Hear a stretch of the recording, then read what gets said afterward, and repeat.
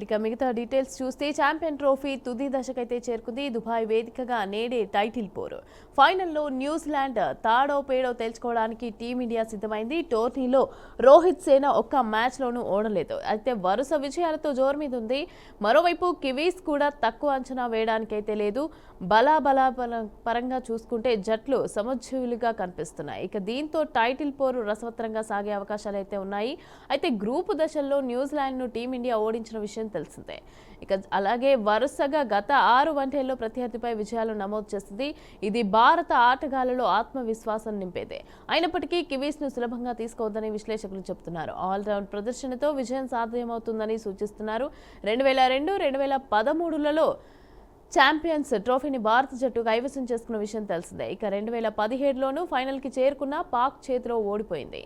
ఇప్పుడు తిరిగి మళ్లీ టైటిల్ దక్కించుకునే అవకాశం భారత్కు వచ్చింది. మరి 12 ఏళ్ల టైటిల్ నిరీక్షణకు తెరతెంచుతుందో లేదో చూడాల్సిందే. ఇక విజేతగా నిలిస్తే టోర్నీ చరిత్రలో అత్యధిక టైటిల్స్ నెగ్గిన జట్టుగా టీమిండియా నిలుస్తుంది.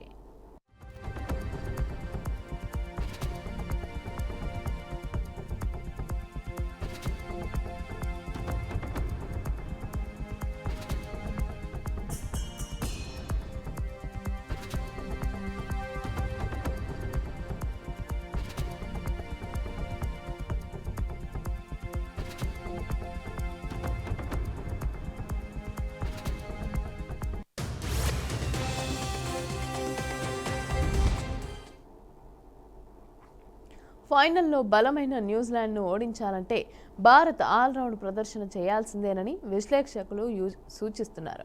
బ్యాటింగ్ పరంగా జట్టుకు డోకా లేదు. శ్రేయస్ అయ్యార్ నిలకడగా రాణిస్తూ ఉండటం సానుకూల అంశం. ఇక పెద్ద మ్యాచ్లంటే రెచ్చిపోయే కోహ్లీపై భారీ అంచనాలున్నాయి.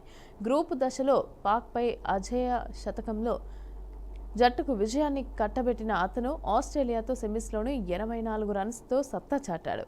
ఫైనల్స్లోనూ అతను రాణించాలని జట్టుతో పాటుగా అభిమానులు కూడా కోరుకుంటున్నారు. హార్దిక్, రాహుల్ కూడా సందర్భాన్ని బట్టి ఆడుతున్నారు. ఓపెనర్ గిల్ తన గత 2 మ్యాచ్ల్లో కూడా నిరాశపరిచిన అతని సామర్థ్యం పైన అనుమానాలైతే అక్కర్లేదు. అయితే కెప్టెన్ రోహిత్ మాత్రం దూకుడుగా ఆడుతూ త్వరగానే అవుట్ అవుతూ ఉండటం జట్టును ఆందోళన కలిగిస్తోంది.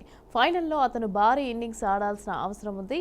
గిల్ అలాగే రోహిత్ జట్టుకు భారీ శుభారంభం అందిస్తే భారత్ భారీ స్కోర్ చేయటం ఖాయమే.